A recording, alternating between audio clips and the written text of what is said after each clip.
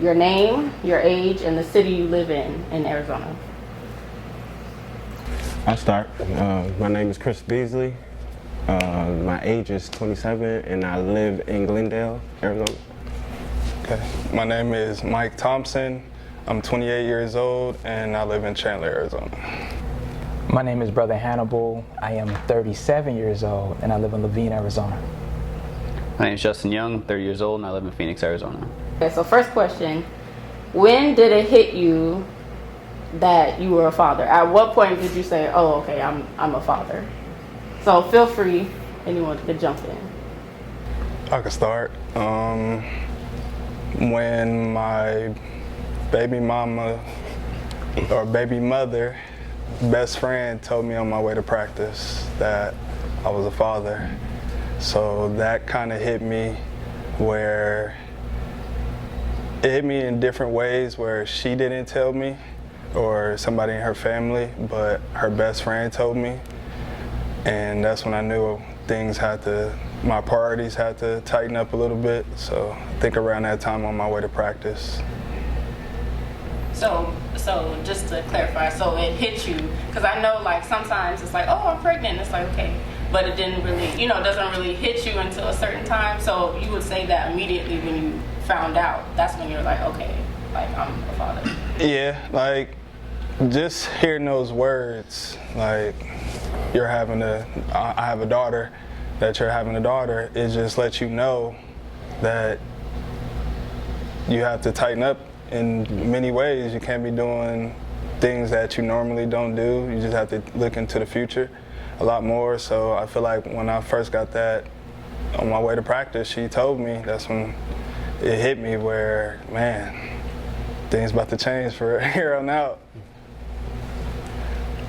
I would say it hit me that I was a father after the first 6 months that my son was born, but I didn't start acting like a father until I turned about 3. That's what I like, as far as being a little bit more responsible and doing things you shouldn't be doing, and like partying and stuff like that. Yeah, I was like, it took me about 3 years to really like, all right, chill out. So yeah. Any other? It's a polite thing for me. So Yeah, I don't have one yet. So. okay. Oh, perfect. All right. For me, I was in college. I was in class. My wife and I just got married. Been married for a couple months, and she shot me a text message. She actually lived in California at the time, and I was here. And she shot me a text message and said, we need to talk. So at that point, every man know that I need to talk. Like, all right. So not knowing that's the worst thing to say. So I'm processing all the bad things. Like, we just got married. She couldn't want a divorce already. So I shoot a text message like, what, you pregnant? And it was like, how did you know? Yeah, So from there, I was like, yeah, are you sure? I kind of knew it, but just to make sure. And I was like, well, go check it out just to confirm it. But I was already kind of like, man, I'm about to be a pop. I already know how it's going to be. But I was still like hesitant, but I was ready at that point. And that's when it's like, I got to tighten up. I got to make sure everything's ready. I got to make sure this money's coming in. So, yeah. All right. Okay, next question. So what is, because I know everybody's at different points, so what is or was the pregnancy stage like for you? Like, okay. Pregnancy stage right now, since that's what we're going through right now, my wife's currently 16 weeks pregnant. Oh, congrats. So it's not really, like there hasn't been a lot of crazy morning sickness or anything like that, so that's been good. She's just been dealing with her, she's been like very tired and stuff like that, wanting to do as much as possible, and things she used to love eating, like now it completely turns her off. So kind of just finding that balance of how can I be as helpful as possible, and just supporting her with what she needs, in this stage, because unfortunately I've already had to miss like multiple ultrasound and stuff like that. So not being there and just trying to be as supportive as I can. I think one thing that she's big, she's like, he wants me to like Google certain, Google all the symptoms and all this, like help her out with stuff, because she was like, I'm getting heartburn. And I was like, well, I don't know, drink cold water. And that wasn't the answer. But we just trying to do my best in order to educate myself to kind of lean into what she's feeling, and then just kind of just whatever she's feeling, take it seriously, and just try to be a support system for her, because she asked me how do you feel about this thing? I'm like, I don't know really how to feel, because really you're doing everything, and me, I'm just I did my part. And at this point right now, I'm kind of just on standby trying to help you out, as you're going through this process. So yeah, me and my wife didn't really get along. Neither one of them. It was kind of rough. Just not seeing eye to eye. I don't know. I can't really pinpoint what some of the stuff was, but yeah, neither one of them were really too smooth. So The pregnancy? yeah. So what was it? Can you talk a little bit more about how you felt during that time? Like your side of the story. I was more of like trying to focus. Like I wanted to do my part, like you were saying, but then like money always on my mind. So I'm constantly like, okay, how am I gonna make sure that this is right? How am I gonna make sure this is right? But then in a relationship too, things can kind of, so if you always gonna make money, or if you always, trying to handling some business, they need emotional support and stuff like that too. So kind of get rocky a little bit, but you make it through, make it work. I could go. I didn't know. Like, I didn't know till the day she was born. So I didn't know about no process, no anything. Sorry. So let's That's So the timeline, okay, so back to the first question, because the first question was, at what point did it really kick in that, okay, I'm a father? And you had mentioned that you were on your way to practice and someone told you that she was pregnant. Mm-hmm. So she was late in the pregnancy? So, to go back to your previous question, her friend told me the exact day she was born. So I didn't know anything at all. Like, she told me she was pregnant. We tried to talk about it. This happened when I was in college. And we had conversations. And after that, things changed. It's like she just disappeared. And I didn't know anything. My parents tried to call. No responses till I happened to walk in front of her best friend going to practice. And that's when she told me. So it comes back to if I didn't walk in front of her best friend or pass by her best friend, I probably would never known. So maybe in my part, I could have did something a little extra, as in, okay, she's not responding, try to figure out how I could find a way. But I could say I was 20, going on 21 at the time, young, but I feel like when a woman says she's pregnant, like that, it scares you, but at the same time, what's going on now, like you don't know. But I think, yeah, I could have did a little extra, but I still feel like I wanted to enjoy that time because I can grow as well. Because like I said, I was 20 going on 21, you want to grow, but I didn't get to experience any of that.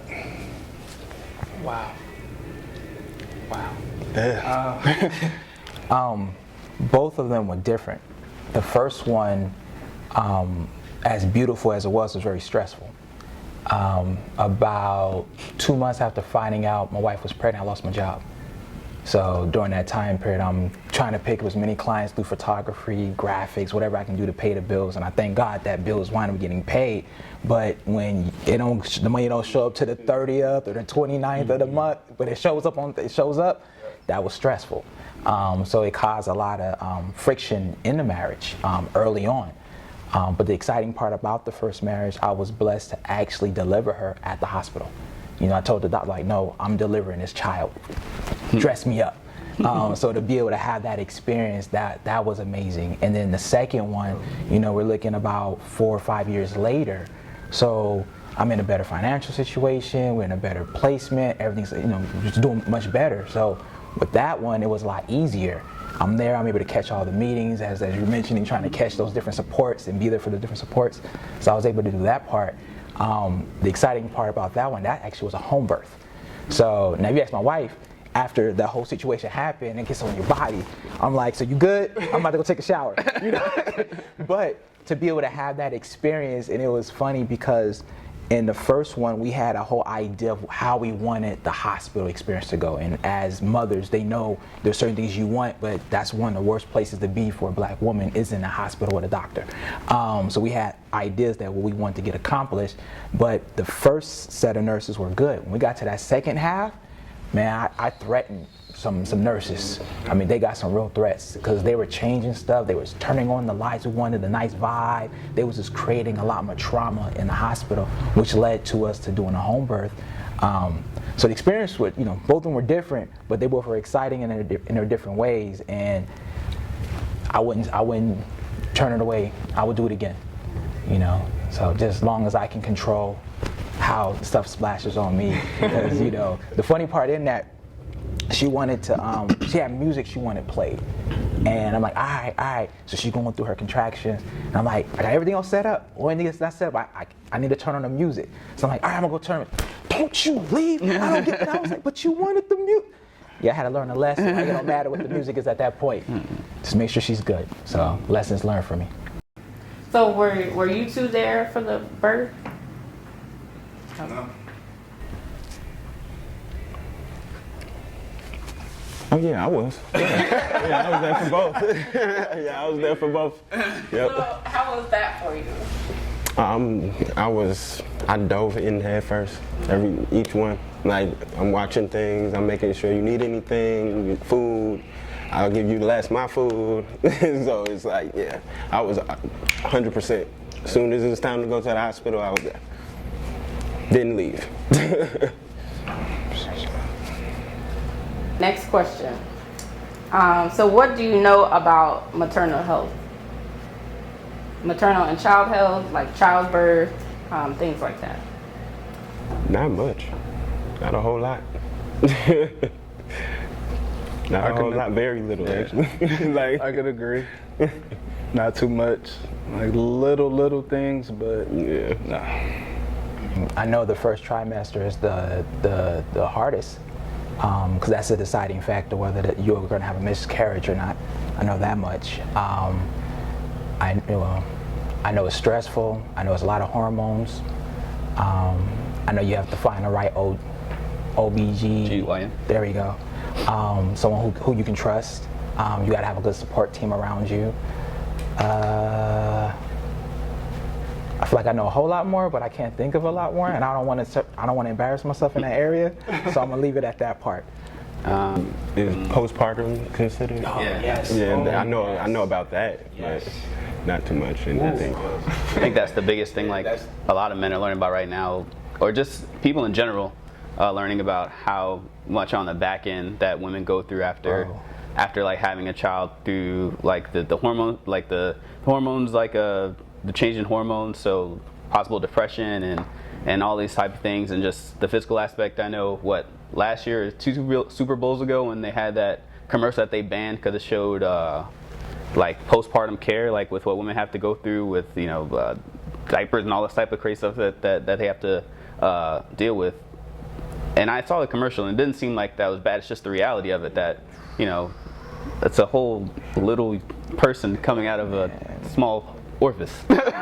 So you know what I mean? So it's a lot, and I think as men, we kind of taking steps in the right direction, trying to learn about these things, or at least not being afraid to talk about it as much, because that's kind of my biggest thing. And like he mentioned before, being a black woman in the hospital is not ideal. Statistics show it's not ideal. So I think just trying to learn how to be an advocate for my wife as she's going through it, and kind of on the back end just being as supportive as I can in order to, you know, make that whole process go smooth. No, I think Justin hit a good point with the postpartum. That's big, and I think that's one of the areas we don't, as men, we don't think about, because as he mentioned earlier, you're going through all the work. I'm kind of just here, and then when the baby comes, you're the breadwinner. You're at work. You're trying to do these things, so you can become absent-minded of the emotions, of the hormones, of the stress, and I had to learn that the hard way myself, and especially with the firstborn, the late nights, the baby's crying, you're looking at your wife like. I gotta go to work in the morning. Now I realize she just wants a break, but it's like, what you want me to do? Like, the baby wants to attach to you, but that postpartum it's a beast, and you don't realize how bad it is until you're in the middle of that fight trying to save a mental state, so it's a real struggle, and I applaud women for what they have to go through, because you're facing death just to give birth to the child, and then you lose a lot of times they lose their identity in the process. They lose their freedom, and I don't want to say like slavery freedom, but they lose that freedom of being able to get up and go. Everything kind of falls back on them. Even as a support, as a man supporting, it's still, if we were like, if Justin has his baby right now, the baby was here and the baby started crying, what's going to happen? The wife's going to get up and walk away to make sure the baby's being fed, and that's usually what winds up happening. The wife or the mother winds up with the child majority of the time than the father. And then because of that, as time goes on, you look at statistics, I don't remember the exact facts, but women spend more time with their children after work than the father does. And it's like, but it's still a low number. It's like almost an hour per day, but the father's at like 30 minutes. So that's half the time from a long day of work that you provided time to your child. So postpartum ain't no joke. Is that because men don't want to? No, I don't think it's that. I think it's a lot of variables that go into that. One, you're looking at whether the man is involved, and that has a whole bunch of variables in that too. Then you're also looking at just that workflow. Usually, if you look at how structured things are, the man is usually the breadwinner. No matter how things are now, it still falls back to the man is still usually the breadwinner. So if he's at work, by the time he gets home from a 12-hour shift, the last thing he's thinking about is playing with a child, is take a shower, I gotta go to sleep because I gotta get right back up. So that time just keeps getting shorter and shorter, and sometimes by the time you get home, the child's asleep. So it's a lot of different variables that go into that, but from statistics, it's about an hour to 30 minutes of a difference between the mother and the father. And usually the mother just spends more time with the child.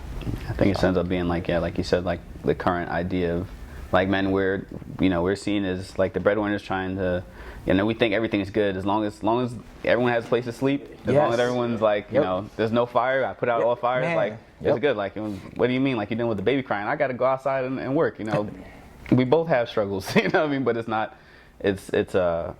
that black and white, and we need to kind of shift our thinking to kind of what can we do on the back end, or understand that just because your work job is not finished, then obviously your second job is going to start, and it's going to be annoying. Do the 12 hours and then come home. Yeah.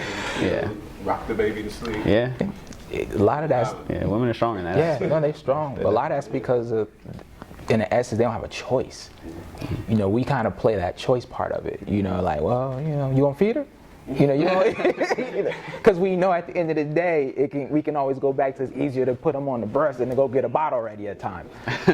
And because she's had to do it so long, it becomes that. And you're right, it's hard because sometimes we're not emotionally attached in that area. It's not that we don't want to be. We just don't know to be, because naturally we've always been brought up to make sure these particular things is done. As long as you're doing these things, you're doing what's right. And then you forget, well, before the baby came, we used to cuddle and kick back and Netflix and chill, and we used to do a lot of things, and she still wants that. And because, going back to like the postpartum, because the woman put weight on, she doesn't feel that she's desirable anymore. So that also creates a depression. She doesn't feel that you want to be around her. Then I always have to deal with this, I deal with this, I deal with this. I was watching a little clip, I think yesterday, and it was showing a mother. It was just a video clip of how many times the baby woke up in the middle of the night, and it started like at 11, and it just kept waking him. The husband's over there, and he's gone. Man, you could tell he in a good sleep. He doesn't even budge. But the baby hit the mother, grabs the mother, grab for the breast, and she just turns and flips and this and that, and he's sleeping, and she's still got to get up and go to work. And, and then and so when we talk about even as men, when we're drained from a long day, we become snappy. But then we're looking at our spouses like, why are you yelling? I ain't even do anything. But we don't know. It's a buildup of things that's happened. So, it's a lot of work as men we have to do. And I'm not saying this to bash men at all, because I know we do what we know to do. And that's usually the challenge. A lot of times we just don't know to do it. But we know to do what we know to do. And we do that part. And then we wind up in these situations, and then you wind up in a bad relationship. You didn't care. What? Did you not see the things I've done? But it's just, I didn't know. Can you tell me? Right. Communication. Just tell me. So would you say that, from what I'm hearing, it sounds like kind of during, pregnancy or that postpartum time, a lot of it is not necessarily like the baby or the child itself, but more so like that relationship aspect, like working on that and making sure that that's strong, like the communication, because once that's kind of remedied, it seems like, all right, well, now we're in partnership, now we're a team, now we have an understanding. I just feel like that starts in the beginning of your relationship. If your communication is consistent throughout, then I feel like, yeah, you're gonna have some breakouts or situations where miscommunication, but if it's consistent, then that's something you don't have to worry about. But I've never been in that situation, but I want to learn, so that's what I'm learning from them. No, but you're right. I mean, I learned that in the second one, with my second child. The first child, I look back, I like to reflect back, so I go back 10 years like, now I see why we're beefing now. Now I see why there was a situation here, because you don't know. And then I looked at what I did with the second child, much better vibe. And then you can even see it in the demeanor of the children. You can see it in their attitude, you can see it in their personalities based off your involvement, how involved or how comfortable the environment was. So I see a difference between baby one and baby two. So remember that one. Yeah. Okay. So next question kind of flows. So what type of, or what support or resources are out there to help fathers specifically during pregnancy, birth, and parenting? Other fathers, probably. Oh my God. Don't hear about too many. Probably whatever the mother has, in most cases, and trying to be at those appointments that she's going to. So when they do the parenting classes together, I remember having to wear the little suit so I can feel the weight. Making bracelets, little things like that, but it's still not the same. And unless you're around other men who are fathers and who've been through that and who've actually been involved, and sometimes each person may not be, but let's say I go to Justin was there for this part, but then I go to Chris was there for this part, and I go to Mike and he's there. Now I can get a better flow because each one had different phases of it, where a lot of times we stick to where our circle is, and our circle, like growing up, you go to your teenage friend, ask questions that they have not experienced life yet, but they got the best advice, and then we find out later on, like, that was dumb as hell. Why did I do that? So it's really just trying to. The hardest part is there's not a lot of open things out there that's saying, hey, you're a new father, you're about to be a father, come here. Here is a support team for you. No, it's always geared for the woman. So a lot of times we just don't know, and then we go, if you're an advocate, you go look for it, and go from there. So you brought up a good point. You said if you're an advocate, right? So I feel like a lot of the times, whether there's resources available or not, like outside of parenting, whatever the case, it's all about, do you think that it's all about the individual person? Because there could very well be resources for fathers, but they're just maybe not interested, or maybe they're not advocates, like you said. So do you all have any, opinions or thoughts on that? I agree with that, because even going back to like what you said, like going to those classes and stuff, never been. You know what I mean? So I never actually took the initiative to even dive into it, or I'm always thinking it's about the woman. So I'm not looking for any, you know, but even it could very well be though. It could. Next question. Can I say I wasn't perfect? I'm not perfect. Trust me, I didn't go to everyone. I wasn't trying to go to everyone. Yeah. But at some point, it was like, all right, I'll go. And as I was there, I was like, okay, I see why I need to be here. And then it became more and more important. But you know, if you're working, and you know, there's so many books out there, right? So if you're working and you do all this other stuff, I'm not trying to come home and read a 300-page book on how to be a parent. You know, it's like, man, I've already been studying, doing all this other stuff. So it's like you have to make time. And because the woman doesn't have a choice in that area but to make time because she's going through it, it puts us in a position where we have to figure out how to make time. But when you find out that that woman that you're with or that mother is expecting, naturally, in in nature, we want to step up to make sure we do the other stuff. So lots of times we don't think about the emotional part. So like, I would hear when I'll be at work and I'll have people saying, "It's something different about you." What do you mean? It's like you got a certain drive about you today, and it's like, I feel like I'm doing the same thing, but I don't know subconsciously. I'm like, man, I got a baby on the way. I didn't get this money set aside. Man, do I have enough for the crib? How we looking here? So we automatically go into a work mode. So sometimes we don't think about the emotional side. So that can create a disconnect. Even though we're communicating, we're not really in an engaged, proper communication. It's like, yeah, you're good, yeah. All right, so I'm getting this done over here because we're working. So you're not thinking about books. You're not thinking about those classes. You're thinking about, do I have enough money coming in? Can I afford another mouth right now? And how do I make sure I don't put them in a situation where they can't eat? Would you say that, do you think those things, even regardless if you use the resources or not, but do you feel like those things are valuable or are they just all BS?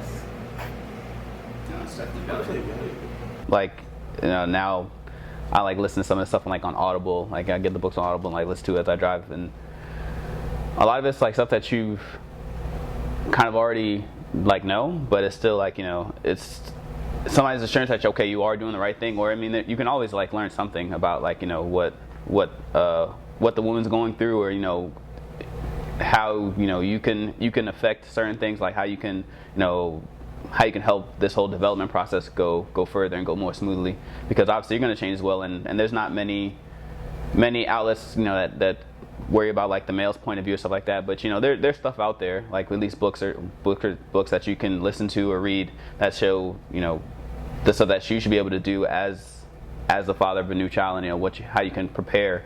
And I think it's all good stuff. I mean, it's just have to go out there and kind of look for it. And you don't have to look hard. Obviously, there's gonna be more stuff for the mother, but you know, if you care a little bit, Right.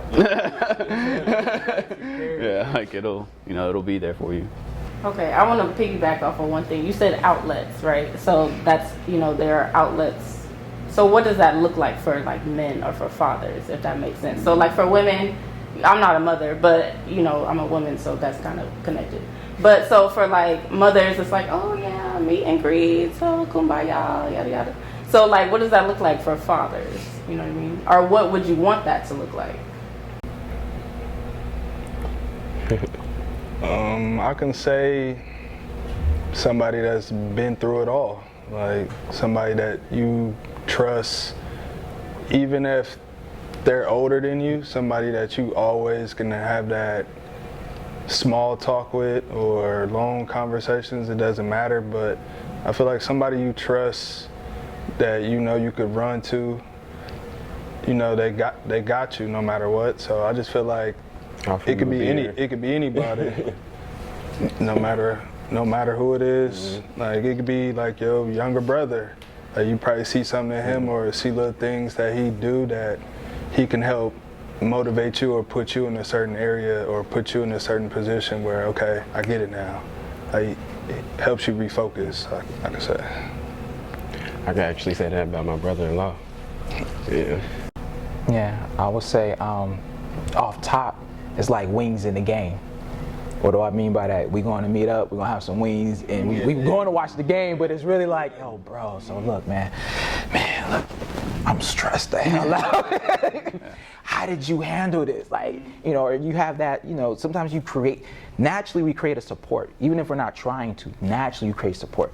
So it's like, if I know Justin has a baby, if I know Chris has a baby, if I know Mike has a baby, and they're in my circle, I'm gonna call one of them three. And I'm gonna ask them questions, especially as a new father. Or even as a continuing father, like, yo, this is a little bit different. You know, have you had this experience? Did what's name go through this? How did y'all work through this? Because you want to know. But it's not, like I said, there's resources out there, but it's not made readily available outside of, everything's online now, and you go to YouTube and research stuff that way. But it's not like how you see commercials, you find out a woman's pregnant, all these resources come to the door to her. It's not like that with the father. So a lot of times it's really going to others, and sometimes that's not the best advice, but that's the only advice you have, you know, because the wife is looking to you to know these things, you know, so you're looking to other people who experience something, you're hoping I get the right. And sometimes, like I said, if I'm talking to my 3 boys and they tell me something, I got to filter between that, you know, like, all right, but hold on, but Justin had that one situation, I don't know, I really want that advice right there, you know.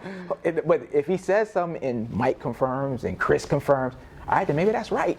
But it still can be wrong. You find out like, man, I did everything I thought I did everything I thought was right, and I still did something wrong. So a lot of times it's finding the balance and the patience with one another in that process, and knowing you're a new mother, but guess what? I'm a new father. As you're learning how to handle this, I'm also learning too, and I don't have to just learn about the baby. I'm learning how you function, and I'm trying to adjust and make sure I give you the right space, but then also be there to comfort you at the same time. And that's a hard balance that I'm pretty sure most men fail at, even when we think we're doing good. So that piggybacks into my next question. So do you think, or do y'all think there's a difference between fatherhood and motherhood? Yeah, I can say so. Maybe. Maybe, yeah. I ain't got no real answer right now, but I could just say I can see it just how because I'm the only child by my mom, so I can see how my mom raised me. But then I can see how my dad and then my stepdad raised me. So you can see the difference in the two, but I just don't have a real answer right now for it. But you can kind of see the difference if you pay attention.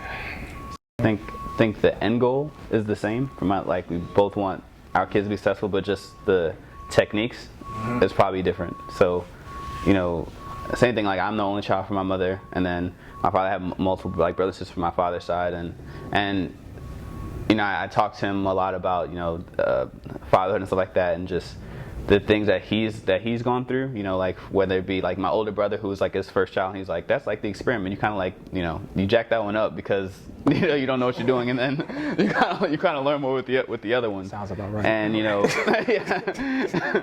And then the difference between like my mother and how I can approach her with certain things. And both of my parents, you know, I'm comfortable talking to them at this point about anything, but just, you know, as you're growing up, you kind of see who you can talk to about certain things, you can talk about other things, you know, who can offer more sound advice in these certain things. And I think, you know, the end state, they want to be the same, but they're kind of just, everyone both goes off their separate experiences, especially probably when you talk to them separately, and then, you know, they just hope that you got something from each of them, and it, you know, it'll work for you. Okay, so this next question is kind of deep. Okay, so what do y'all think about the stereotypes that exist about black fathers? So like that they're not involved, or they're uninterested, or they don't go through certain struggles. So where do you think those stereotypes, and where do you think those stereotypes come from? Do you have time for this conversation? Is this the last question?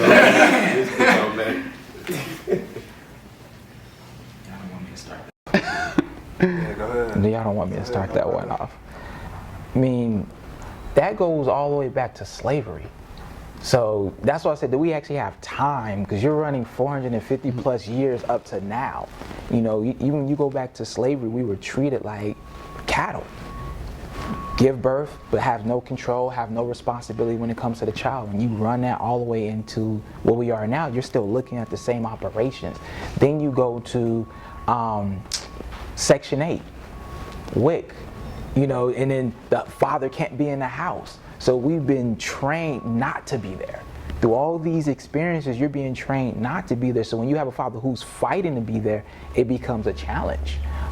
Then you also look at the aspect of problems between the relationship, influences into the relationship. There's so many things that go into that creates the stereotype. Because I know fathers right now, and I'm gonna call them fathers, even though they may not been around as you would want them to be as a father in their children's life. But I know fathers who fought day in and day out just to be in their child's life, and the mother wouldn't let them do it. And then the children get older, and the children knew certain things, but they couldn't argue. They're not going to argue with their parent about it. You know, they knew certain, and then they become adults, and they're angry with the father. But then they finally get a chance to have that real heart-to-heart, that time, and they're like, "Dang, that's what happened." Because you only hear one side of the story. And I'm not saying all women are like that, but you have a lot of different things that happen. Then you roll into the 80s with the crack epidemic. Then you roll into the 90s with the 3 strikes in prison. Everything has been designed to destroy the black man. At the end of the day, everything's been designed to destroy the black man. As long as you're destroying the black man, then you have the problems we run into. So the stereotype is a created narrative, and it's a created situation that makes it hard for the man to do what he's supposed to do. Now, I'm not saying now all men are. Now, there are a few out there that are just horrible. And I know some of them too, you know. Yeah, by choice. There's some out there just straight trash. And those ones I know, I tell them, I can't even rock with you. You trash, bro. But when you look at the masses, that's not the masses. So when you say a stereotype is taking that little piece right there, and I'm gonna make this one little piece be the masses for everyone else. That's not accurate. So even when you look at, there's a study out there, I believe that 80% of black men's marriages are to a black woman. If that's 80%, what's the stereotype we're hearing about? Love white women. That black guys love white women. No, that too, but the fact that he's not around. What's the stereotype when you say 80% of black men that are married to black women? They're married. They're married. So if they're married, what's the stereotype that they're not around? It's a created narrative that allows everybody to look down on this community and think that there's something wrong. And I'm gonna stop there because, like I said, I can go on this subject for a while. Like, we don't have time for that one. Yeah, I'm sorry. I'll end there. Any other comments or? Great question. Next question. I have way more to say on that. Okay. So when it comes to your child, your children, or your household, not your family at large, but your household or you and yours or whatever, what matters the most to you? I can say for me, once to get there, my wife.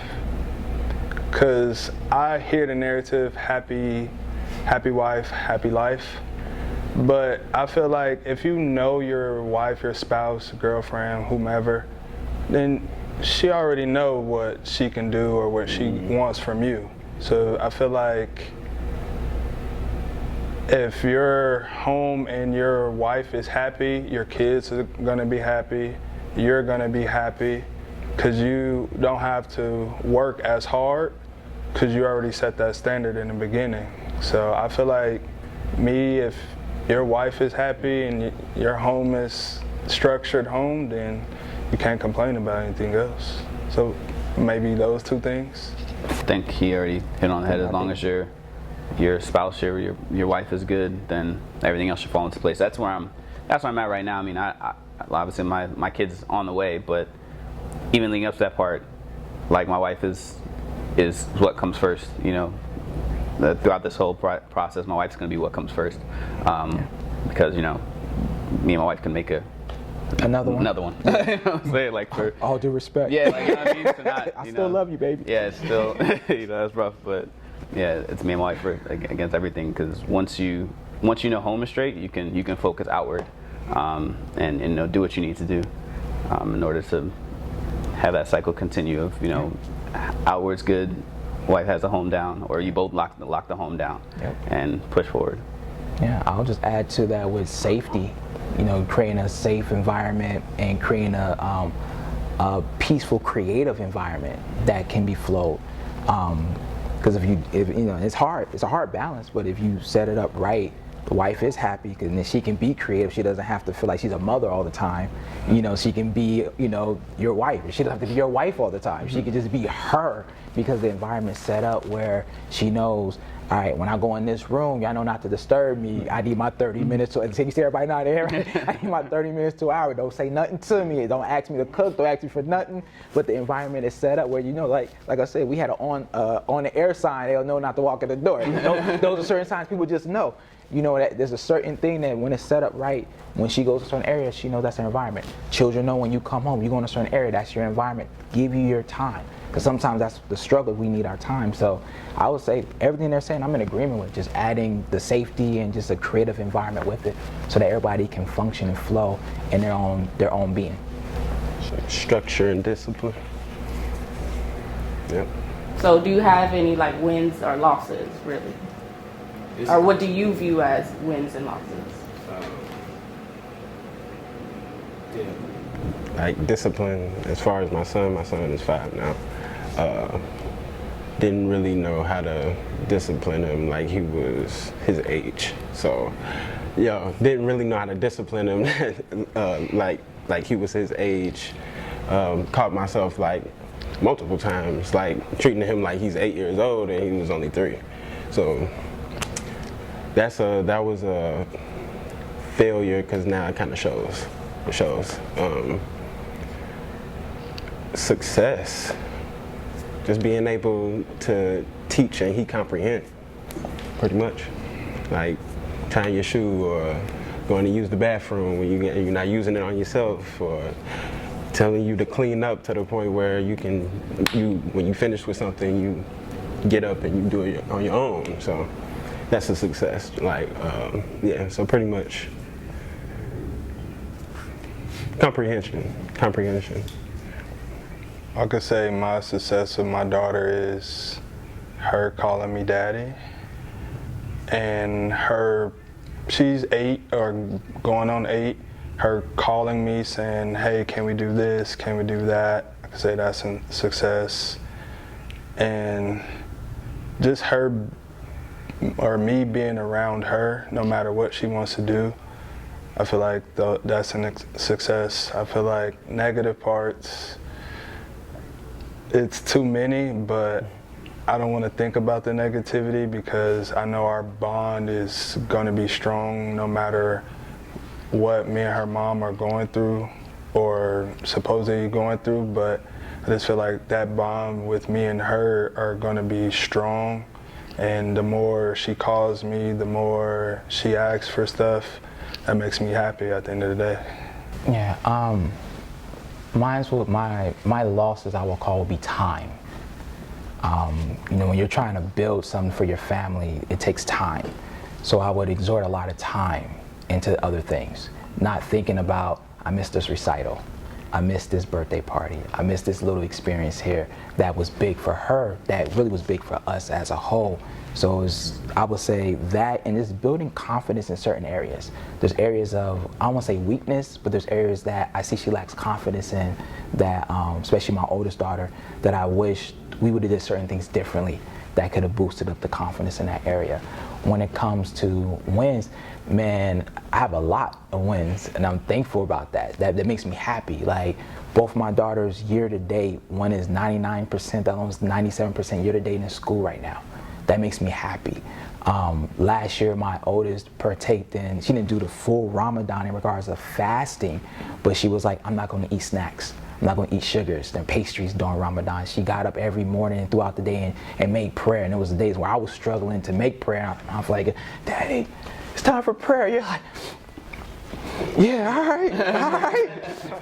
That's what I'm talking. And you can't let them down. So to have those experiences and just see the brightness, like I received my wife and I, just this week, we received the email that they want to bump my daughter up next year in regards of her math. You know, they're being like, she's in 5th grade right now. She's going in 6th grade. She's already a year ahead already, and they're going into pre-algebra and algebra, and they're like, we think she can go right into algebra. And I'm like, what? You know, so we're having that discussion. So just seeing her do certain things and seeing my youngest do some, the personalities, the excitements, the watching them grow. And this, man, Justin, this is one thing I want you to remember. You're going to love this part right here. Trust me. When you come home and they can barely talk, but when they scream your name, when you walk in the door, you hear, Daddy!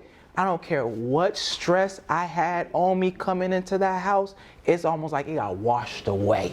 You know, that excitement of them just being happy to see you, you know, because sometimes you don't get that from your wife or your spouse or your baby mama or whatever. Sometimes you don't get that from work. Sometimes you don't get that from your environment. So you're facing all these different things in the world, but that innocent soul that wants to console you, that wants to be around you, that's the happiest person in the world, just to see you, that's a win every day for me. So. I mean, given the stage that you're in, being able to, you know, moment by moment, or, you know, over time, or just this process, what do you consider wins, or, you know, challenges, wins and losses? I don't want to say losses, but no, I would say a challenge, kind of getting used to what we can and can't do anymore. Like, with the sense of like there was like a thing where she was having like headaches, something like that, and you know, there's a whole list of like medications that she like can't take and stuff like that, and like going through it, and there was like 1 week, and then she wasn't supposed to take ibuprofen, but she ended up having an ibuprofen. It was like, shit, like we both missed this. She shouldn't have been having an ibuprofen. Like, you know, like what's gonna happen now? And obviously we don't have any kids, so we're like, you know, I'm doing all the research, like, you know, like did we just, you know, cause some crazy birth defect or something like that? And that was something that kind of shows that, you know, we're gonna make mistakes. Obviously, we called the doctor and everything was good. She had her 2nd trimester screening the other day, and everything's good, everything's going good. But you know, there's gonna be things like that we're gonna mess up, and then just kind of just having that more attention to detail, because that's something that I kind of fold on sometimes. I see the big picture, but sometimes I miss like you know, small little nitty details. And obviously, when you're having a kid, you need to focus on little details, especially with kids, because they're crazy.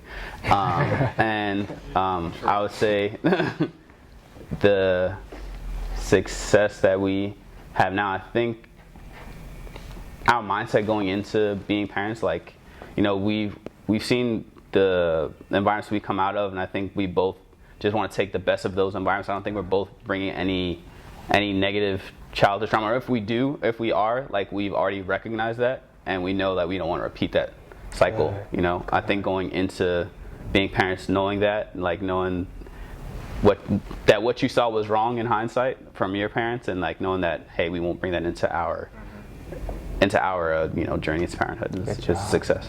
It's a struggle too. It's definitely a struggle. Just making sure you're not copying what you feel like, you know, you've seen something growing up. It's hard to really pinpoint something and like try to eliminate it, especially when you've done it, or like when you've seen it your whole life. It's kind of hard. So, but yeah, it's good that you guys see it that way. Who do you consult for advice or vent to? I'll say my older brother. My older brother. It's just because every little situation he's been through, I feel like I'm going through, and he's coaching me on how to handle the stress level involved, and just understanding how to take care of yourself first. Because he always told me, your daughter needs you. So if you're stressed out, you're gone. Like, she can't say, where's my daddy, or this and that. So it's like, if you're there, you're focused, you're on point, it was like, your daughter would be happy, she's involved, everything. But just calling him, texting him, any little thing, it's his responses. Even if I don't want to go with his responses or hear what he has to say, at the back of my mind, I know he's looking out for me just because he don't want me to be in his shoes that he was in. So just depending on him a lot, and then my little brother, just those two, I feel like they're the main ones that motivate me, because their situations and just our conversations, it's not like we're brothers, we're like best friends at the end of the day. So them main two, besides my mom. But as man going to another man, those two. Yeah, same. God, I have to hit that prayer rug a lot some days. Prayer rug, wife, depending on the circumstances. Sometimes my mother is actually she has a dual master's in psych and education, so her dealing with behaviors and all that. Sometimes I'll go to her about stuff. I have some good friends I'll communicate with who are fathers, who've been married for 20-something, 30-something, 40 years. So I'm like, let me call one of these OGs and ask, like, you know, how did y'all last this long? What did y'all do? So then I can figure out how to work through some of those. And probably my bread and butter, I listen to Minister Farrakhan all the time. And he has a lot of lectures dealing with different aspects. If I'm dealing with someone with relationships, I'll go grab one of those lectures dealing with relationship. If it's dealing with parenting, I'll go grab a lecture dealing with parenting. And I'll just listen, you know, just like an audio book concept. I'll just sit there and just listen to stuff throughout the day and then be like, okay, that makes more sense. Now I see, and then I can see where I messed up at in those situations. A lot of times, instead of me pointing the finger, I try to look at what did I do wrong? How could I approach that differently? And how can I overcome this so it doesn't happen again in the future? And some stuff is going to happen again in the future, but how can I make it less dramatic in the future? So different things like that. But I have a support team of brothers I know I can call pretty much any time, and we can just discuss stuff. And the crazy part, you're gonna hear me say that as a man, I can be vulnerable. If I need to have a breakdown, I can have, you know, because you don't hear about that. It's like, man, you know. But when I step out, you don't know I had a breakdown because I might need to get that charge off. But it's like, bro, you good. Like, let it out. And then I can get myself back together, and then I can go on and take on. Yeah, I think my wife definitely a lot. But something I struggle with, like personally, before I vent, I really like sit on it, and I feel like the problem isn't that bad that I don't need to vent. I kind of just try to like get over it myself, which is probably not the answer a good amount of the time. I should definitely talk to someone about it, but I always like go back to like I'm sure there's people with worse problems, so I mean I should probably just get over this. And you know, when I finally do, I talk to my wife. Obviously she's probably either dealt with something similar, or you know, like she knows what to say. And then especially with my dad as well, especially, you know, getting from like a man's perspective, it would definitely be my dad, because you know, he's seen a lot. He's not a judgmental person, so I can go to him with like a lot of my issues, but I still struggle with kind of wanting to pick up the phone and vent, or even I might not vent. I might just like call and like just say what's up, and then just be like, all right, I probably just won't bring it up. I just like, we're having a good conversation, you know. All right, I'll laugh now, but then after that, no. But you know, yeah, that's kind of something I need to work on. What advice would you give each other as fathers? Well, obviously not a father, but I think the point that we should all make is that, you know, mistakes will be made. You know, we're not going to be perfect fathers, or at least we won't. You know, we might not think we are, but you know, to your kid, you're making their day, even though you think that you mess it up a bunch of times. You're making their day. And I think what I've learned from my dad, especially, I have 3 sisters, and you can definitely see there's the way that he treats us compared with my sisters. And I think my dad had that mentality, and I hear from my sisters. My sisters are very, very close with me, that he tried to replace the time with like, you know, financial stuff, like, you know, like you know, mm-hmm. He won't call every day, but like he'll send you money, and that's like, mm-hmm. And as they're getting older, like they make it apparent that's not the answer. So nothing really replaces time.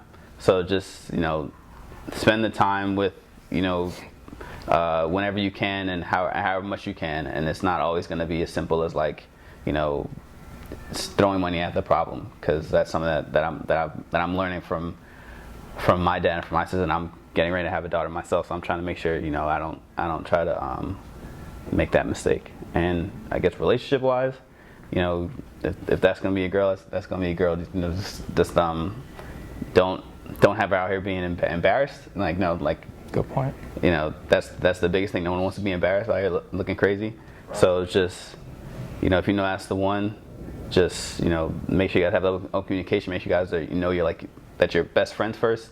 Don't jump into anything, especially with marriage, and especially if you want to have like a big marriage, something like that. Don't jump into that type of stuff either.